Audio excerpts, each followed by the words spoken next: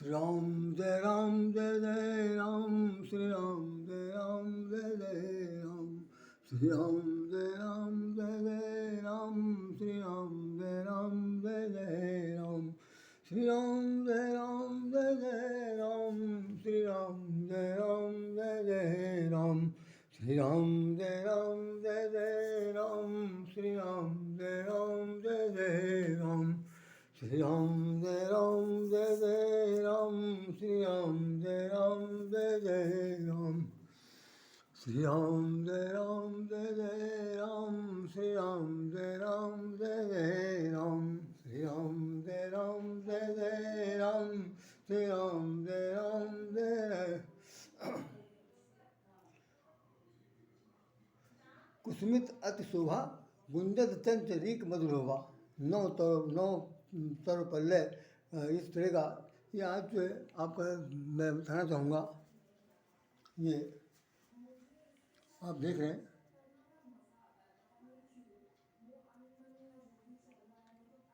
ये आंवला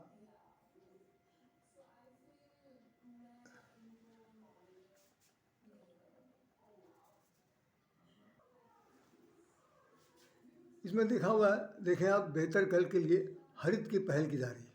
ये पेपर में निकला हुआ है। इसको मैं अभी बताऊंगा कि किस उद्देश्य मैंने किया है। उसमें लिखा होगा एक दिन में 30 करोड़ पेड़ रोपे गए, लगाए गए, ऐसा करके कह रहे हैं कि। और यूपी में सर्कुलर इकोनॉमी को बढ़ाने का विशेष बल दिया जा रहा। इसमें यहाँ पे योगीनाथ जी विराजमान हैं, योगीनाथ जी यहाँ भी देखो विराजमान है, और आदित्यनाथ जी यहाँ पर भी ये देश के प्रधानमंत्री, यशस्वी प्रधानमंत्री श्री नरेंद्र मोदी जी विराजमान हैं।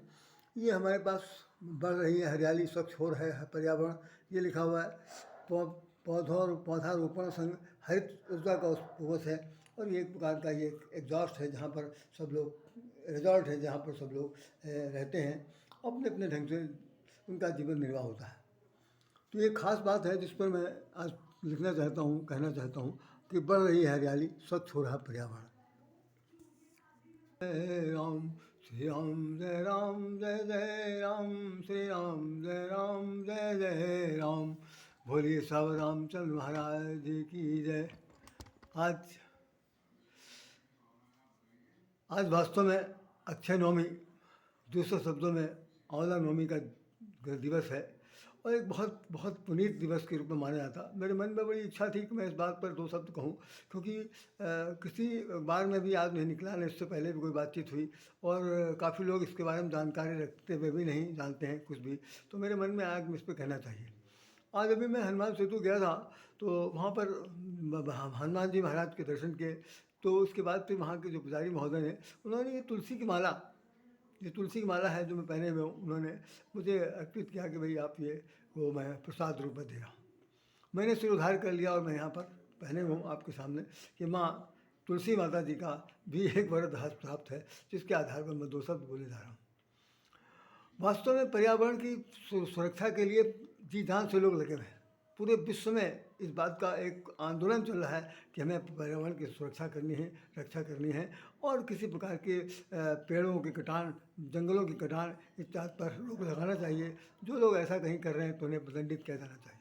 ये बात आप भी जानते हो कि हमारे भी कहने से कोई ज़्यादा नई चीज़ नहीं निकल आएगी, फिर मैं कहूँगा। लेकिन आंवला नवमी के बारे में जो बात बताई जा रही है, आंवला जिससे अक्षय नवमी के रूप से जाना जाता है, अब आप मेरी आवाज़ अगर सुन रहे हो तो देखिएगा, अक्षय नवमी का तात्पर्य सिर्फ ये है कि ऐसी नवमी जिसका कभी क्षय नहीं हो सकता, जिसका क्षण नहीं हो सकता, जिसका कभी अंत नहीं हो सकता, जिसकी क्षति नहीं हो सकती, जो नुकसान नहीं हो सकता, जो कभी किसी प्रकार से वो अधोगति की तरफ में जा सकता है, उस तरह की नवमी का ये तिथि है जिसको माना गया, और उसका संबंध आंवला से कर दिया गया। ध्यान रखिएगा, इसमें जहाँ तक मैं जान पाया हूँ, ये मेरा अपना शोध है जिस पर मैं चर्चा आज कर रहा हूँ। बहुत संक्षेप में बोलूँगा कि समुद्र मंथन के समय जैसे वो धन्वंतरी जो हमारे आयुर्वेदाचार्य हैं, देवता हैं, धन्वंतरी देवता भगवान लेकर आए थे अमृत का कलश, ठीक उसी प्रकार से ऐसा कहा जाता है, ऐसा लिखा हुआ है कि समुद्र मंथन के समय ये औषधि भी लेकर आए थे, और उस औषधि का नाम था आंवला। आंवले का वृक्ष लगाया जाता है, सब घरों में लगता है। आज के दिन तो उसकी पूजा होती है। तो हमारे रामचरितमानस में कुछ बात लिखी हुई है, मैं उसको पहले पढ़ के सुना दूँ क्योंकि बाद में फिर रह जाएगा। तो उसके साथ सुन लीजिए क्या कहना चाहते हैं। तो बंधुओं, ये तुलसी की माला है जो हमें हनुमान सेतु से पुजारी महोदय ने दिया है। इसको मैंने सिरोधार किया और पहन करके मैं उनका आशीर्वाद ले रहा हूँ। बाकी मेरा यहाँ दिखाने का, प्रदर्शन करने का कोई ऐसा विषय नहीं है, न किसी प्रकार की कोई मानसिकता का कहीं पर लेस मात्र दुरुपयोग हो रहा है, बल्कि सच को सच के रूप में स्वीकार कर रहा हूँ। तो इसमें ये लिखा हुआ है कि क्या क्या कहाँ कहाँ पर क्या करना चाहिए। तो काकभूषुंडी जी और गरुड़ के बीच में जो संवाद हुआ, संवाद में ये हुआ कि भाई नीलगिरी पर्वत में 4 शिखर बने हुए, उन चारों शिखरों पर 4 प्रकार के पेड़ लगे हैं। उन पेड़ों के नीचे बैठ करके हम जो काकभूषुंडी जी हैं वो कथा सुनाते हैं बारी बारी से। पहले वो पीपल के पेड़ के नीचे सुनाते हैं, बरगद के पेड़ के नीचे सुनाते हैं, फिर वो आंवले पेड़ के नीचे सुनाते हैं, फिर वो इसके बाद फिर और एक पेड़ है जिसके नीचे वो बैठ कर कथा सुनाते हैं। तो इसमें आज की चूँकि आंवले का जिक्र किया जा रहा है, इसलिए मैं आंवले को प्राथमिकता देते हुए मैं कहना चाहता हूँ। उसमें लिखा है कि पाकर तरु तर ध्यान सुधरही, जाप यज्ञ पाकर तर करें। काकभूषुंडी जी कह रहे हैं कि पी पर तरु पी पर तरु तर ध्यान सुधरही, जाप यज्ञ पाकर तर करही। आम छाह कर मानस पूजा, तज हरि भजन बाजो नहीं दूजा। आम छाह कर मानस पूजा, तज हरि भजन काज नहीं दूजा। वो कह रहे हैं पीपल वृक्ष के नीचे ध्यान लगाया जाना चाहिए। ध्यान जैसे हमारे संत महात्मा कहते हैं, ध्यान लगाइए, मेडिटेशन कीजिए। तो ध्यान लगाने के लिए पीपल के पेड़ को प्राथमिकता दिया गया। दूसरा पाकड़िया के पेड़ के नीचे जप करने के लिए कहा गया। पकड़िया भी एक बहुत बड़ा सघन पेड़ होता है और बरगद का ही समान ही कहा जाता है, बरगद के लिए कह लीजिए। और आम की छाया के नीचे, आम की छाया में मानसिक पूजा की जानी चाहिए। हरि का भजन को छोड़ करके दूसरा और कोई काम नहीं होना चाहिए। तो यहाँ पर आम को 2 शब्दों में उपयोग किया गया, एक तो आंवले के रूप में और दूसरा आम जो फलों का राजा है वह। तो हम आंवले की बात सिर्फ आपसे करना चाहते हैं कि इसकी जगह मानस की पूजा होनी चाहिए, और ख़ास तौर से वो कह रहे हैं कि मानस ही पूजा होना चाहिए। तो हम आपसे अब निवेदन करना चाहते हैं कि धरती पर जितने भी वृक्ष लगे हैं सब औषधियों से युक्त है। जितने आयुर्वेदाचार्य हम सबको पता है कि औषधियाँ जितनी बनती हैं वो सब खास तौर से औषधियों के वृक्षों के द्वारा बनाई जाती हैं। उनमें आंवला एक बहुत महत्वपूर्ण चीज़ है। आंवले के लिए अब आपको 4-5 वृक्ष का नाम बता दूं, जैसा आप हो सकते जानते होंगे। होता नहीं कि बहुत से लोग तो कहते होंगे कि भाई ये तो ऐसे ही कहते चले जा रहे हैं, ऐसे ही कहते चले जा रहे हैं, लेकिन मैं ख़ास तौर से विशेष रूप से आप लोगों को आपके और जनहित में ये शब्द मैं बोलना चाहता हूँ। नहीं तो मैं बिल्कुल नहीं बोलता। सच्चाई क्या है कि जैसे होता नहीं कि गुण न हैरानो गुण ग्राहक हैरानो। संसार में गुण की कोई कमी नहीं है, किसी प्रकार की कमी नहीं है। गुण ना हैरानो, गुण ग्राहक हैरानो। लेकिन गुण को ग्रहण करने वाले जो सुग्राही लोग हैं, जो पात्र हैं, सुपात्र हैं, उनकी बड़ी कमी है। तो भाई गुण क्या करेगा? जैसे होता नहीं कि पानी से अमृत से भरा हुआ तालाब है तो उसे क्या मतलब, कुआं में अमृत भरा पड़ा तो उससे क्या मतलब? जब किसी की ज़रूरत ही नहीं तो कुआं तो चिल्लाएगा तो नहीं, मुझे मेरे अंदर से पानी ले जाओ, नहीं हो सकता।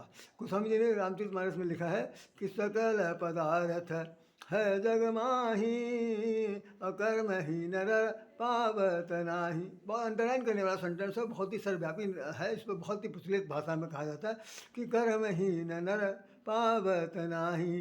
कौन लोग नहीं पाते हैं? जो कर्महीन है, जो अकर्मण है, केवल खल बैठे बैठे देव देव आलसी पुकारा वाली बात करते हैं, उनको कोई भी फल नहीं प्राप्त होता।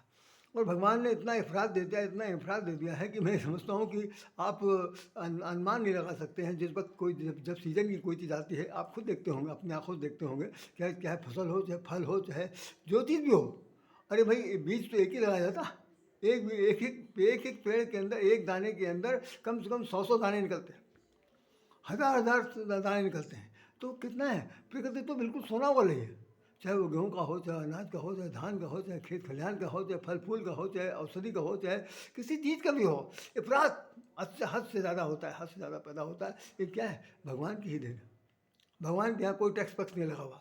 यहीं हम लोग आकर के उसको इकट्ठा करेंगे, संग्रह करेंगे, शीतगृह में रखेंगे। उसके बाद ये है कि खूब जब मौसम आएगा, जब मौसम ख़त्म हो जाएगा और मतलब सीज़न ऑफ होगा, तो हम निकाल निकाल के खूब महंगा महंगा बेचेंगे और जनता जनार्दन की जेब काटेंगे। कि यहाँ के लोगों की हरकत है। भगवान अपनी तरफ से ऐसा कुछ नहीं करता कि भाई वो देना नहीं चाहता। तो आंवले का जो पेड़ है, ख़ास तौर से आंवला में खास 3 बातें बहुत महत्वपूर्ण होती हैं कि आंवले के अंदर पहली चीज़ तो यह है कि विटामिन सी है। पहली बात विटामिन सी है, दूसरा आयरन है, तीसरा इसके अंदर क्या है और ये रक्त शोधक है, और साथ साथ ये कि हर हर प्रकार के पेट की दवाओं का दूर करने वाला है। तो जिसमें वो विटामिन सी हो, विटामिन ए हो, आयरन हो, और साथ साथ ये है कि भाई उसमें विटामिन ई हो। तो ऐसी चीज़ अगर एक एक आंवले के रूप में मिल जाए, एक आंवला, देखिए एक आंवला है, ये आंवला आज हमारे यहाँ आंवले आंवले आंवले के वृक्ष तक तो हम लोग नहीं पहुँच पाए, लेकिन आंवले की पूजा की।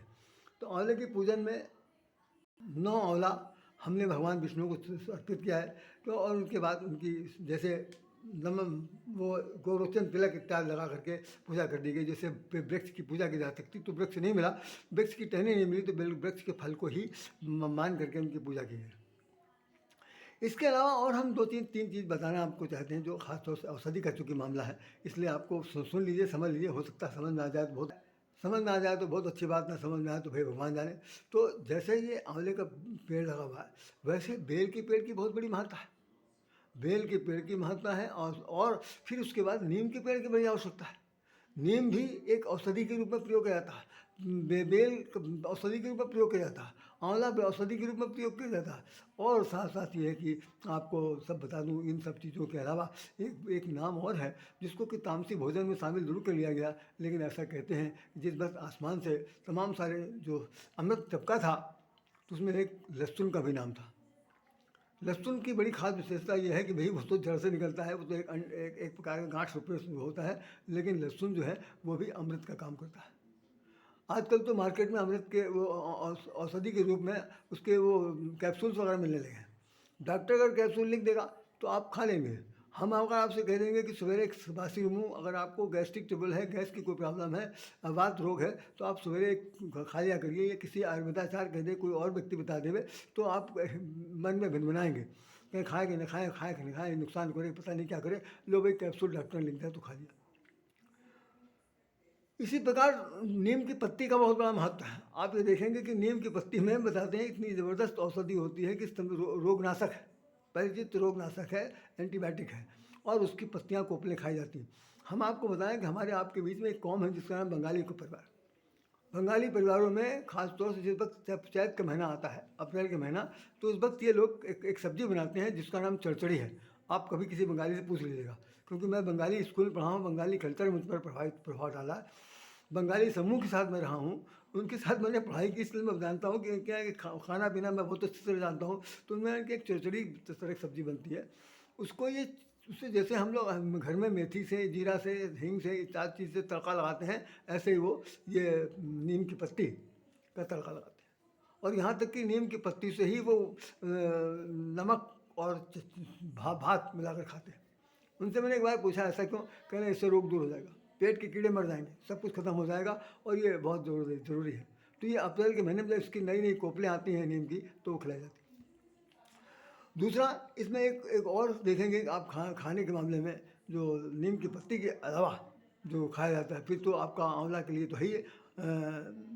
नीम की पत्ती को एक और औषधि के रूप में प्रयोग करते हैं, जिसमें कि तमाम तरह की उनसे फुंसी हो, कोई चीज़ निकल आती है, तो उसमें भी इसकी औषधि के रूप में, तो इसको तो पेटेंट कर दिया गया, आंवले को पेटेंट कर दिया गया।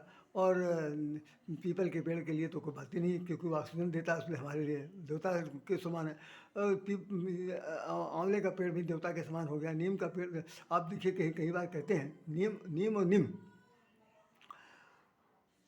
बाबा निमिया के पेड़ जन काटो, गाना आता है, एक लोग गोगी दादा, मैं पूरी तरह से नहीं याद कर पा रहा हूँ, उसमें गाना गाती है महिला कि बाबा निमिया के पेड़ जन काटो, निमिया के पेड़ पर चिरई बसेरा।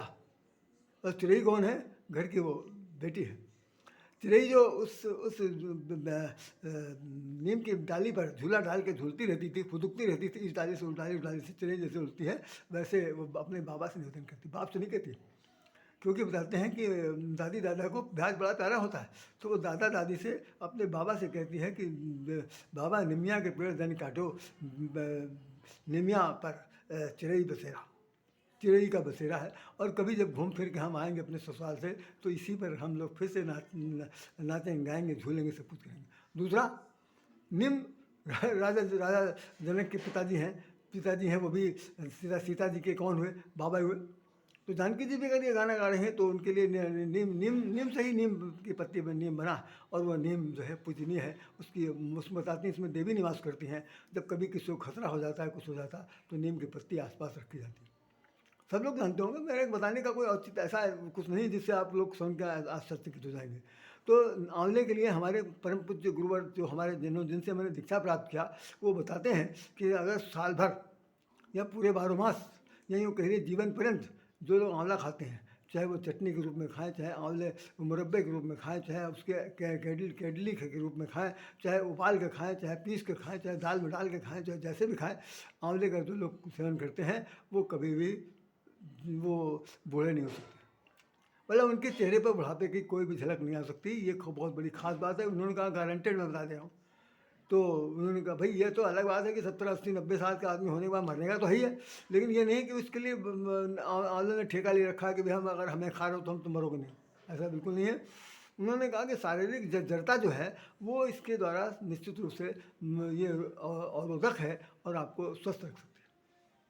तो आंवला बहुत ही महत्वपूर्ण चीज़ है जिसके अंदर एक आई टॉनिक के रूप में इस्तेमाल किया जाता है कि खाएंगे तो आँखों की रोशनी बढ़ेगी, और इसमें फेरस ऑक्साइड है तो आपका आयरन की मात्रा बढ़ सकती है इसको खाने से। तो सब प्रकार से इसके सेवन किया जाना चाहिए। बेल पेट के लिए है, औषधि के रूप में है।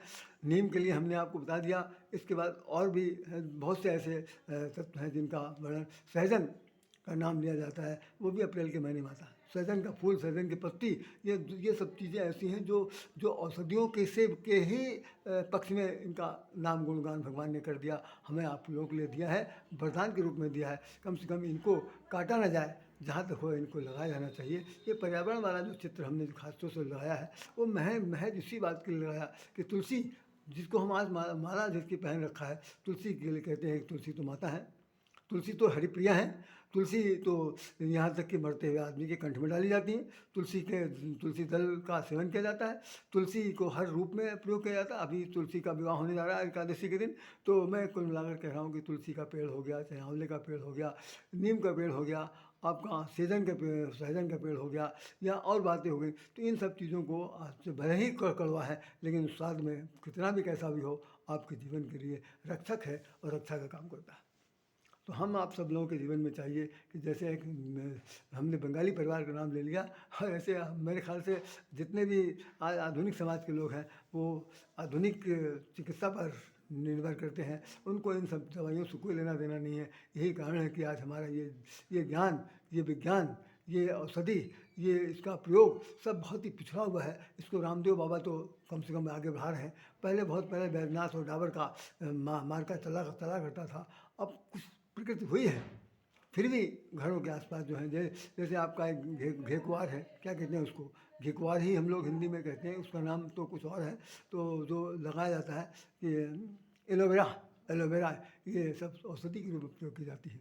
तो मेरे सभी शुभ चिंतकों, शुभ ज्ञान विज्ञान के जानने वाले, हमारी आपसे अब सब प्रार्थना है कि आंवला का सेवन करें एवं आंवला को अपने जीवन की एक बहुत बड़ा भोजन का अंग बनाइए। तभी आपके जीवन में हर प्रकार की सुविधा का, शारीरिक क्षमता का जो ह्रास हो रहा है उसमें निश्चित रूप से बढ़ोतरी होगी, और आप एक फलते फूलते स्वस्थ जीवन जीते हुए दिखाई पड़ेंगे। बाकी तो मैं इसमें क्या ख़ास बात बता दूं, आज मेरे मन में बिल्कुल नहीं ऐसी भावना थी कि मैं आज काम करूंगा, क्योंकि देखो इस काम को करने में हमारी दो तीन एपिसोड बिल्कुल छूट गए, जो आधे अधूरे पड़े, जिनको हमने किया नहीं। पहला तो आपने देखा होगा अभी रामराज की स्थापना का विषय हमने नहीं लिया, भैया दूज का नहीं लिया गया, और साथ साथ ये गोवर्धन पूजा, ये 3 बनाना है। उसके पहले और ये और भी आ गया तो कहने की बात थी, तो समय पर समय की बात हो जाए, उसके बाद कहने का कोई लाभ नहीं। तो मेरी भावना आप लोगों से इतनी है कि जैसा इसमें रामायण में लिखा हुआ है कि इन इन पेड़ों के नीचे बैठना चाहिए, पूजा पाठ करनी चाहिए, मानना चाहिए, तो भगवान प्रसन्न रहते हैं, भगवान का वरदान आपको प्राप्त होगा। इन्हीं शब्दों के साथ राधे श्याम राधे आपको हृदय से नमन करता है। जो मेरी कमी हो तो क्षमा करिएगा। जय श्री राम।